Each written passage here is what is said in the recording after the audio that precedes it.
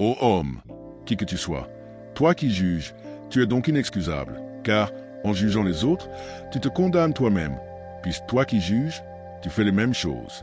Nous savons, en effet, que le jugement de Dieu contre ceux qui commettent de telles choses est selon la vérité. Et penses-tu, ô homme, qui juge ceux qui commettent de telles choses, et qui les fait, que tu échapperas au jugement de Dieu? Ou méprises-tu les richesses de sa bonté, de sa patience et de sa longanimité, ne reconnaissant pas que la bonté de Dieu te pousse à la repentance?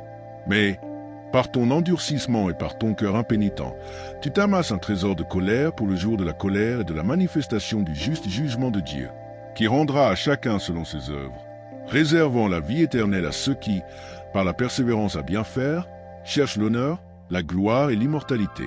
Mais l'irritation et la colère à ceux qui, par esprit de dispute, sont rebelles à la vérité et obéissent à l'injustice. Tribulation et angoisse sur toute âme d'homme qui fait le mal, sur le juif premièrement, puis sur le grec. Gloire, honneur et paix pour quiconque fait le bien, pour le juif premièrement, puis pour le grec. Car devant Dieu il n'y a point d'acception de personne. Tous ceux qui ont péché sans la loi périront aussi sans la loi, et tous ceux qui ont péché avec la loi seront jugés par la loi. Ce ne sont pas, en effet, ceux qui écoutent la loi qui sont justes devant Dieu, mais ce sont ceux qui la mettent en pratique qui seront justifiés. Quand les païens, qui n'ont point la loi, font naturellement ce que prescrit la loi, ils sont, eux qui n'ont point la loi, une loi pour eux-mêmes. Ils montrent que l'œuvre de la loi est écrite dans leur cœur, leur conscience en rendant témoignage, et leurs pensées s'accusant ou se défendant tour à tour. C'est ce qui paraîtra au jour où, selon mon évangile, Dieu jugera par Jésus-Christ les actions secrètes des hommes.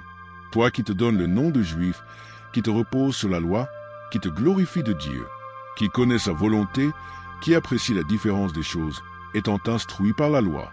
Toi qui te flattes d'être le conducteur des aveugles, la lumière de ceux qui sont dans les ténèbres, le docteur des insensés, le maître des ignorants, parce que tu as dans la loi la règle de la science et de la vérité. Toi donc, qui enseignes les autres, tu ne t'enseignes pas toi-même. Toi qui prêches de ne pas dérober, tu dérobes. Toi qui dis de ne pas commettre d'adultère, tu commets l'adultère. Toi qui as en abomination les idoles, tu commets des sacrilèges.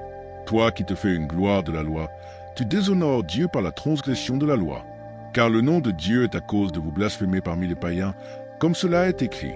La circoncision est utile, si tu mets en pratique la loi. Mais si tu transgresses la loi, ta circoncision devient incirconcision.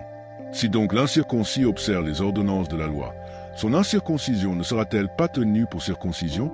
L'incirconcis de nature, qui accomplit la loi, ne te condamnera-t-il pas, toi qui la transgresses, tout en ayant la lettre de la loi et la circoncision?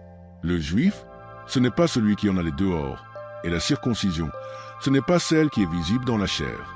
Mais le juif, c'est celui qui l'est intérieurement, et la circoncision, c'est celle du cœur, selon l'esprit et non selon la lettre. La louange de ce juif ne vient pas des hommes, mais de Dieu.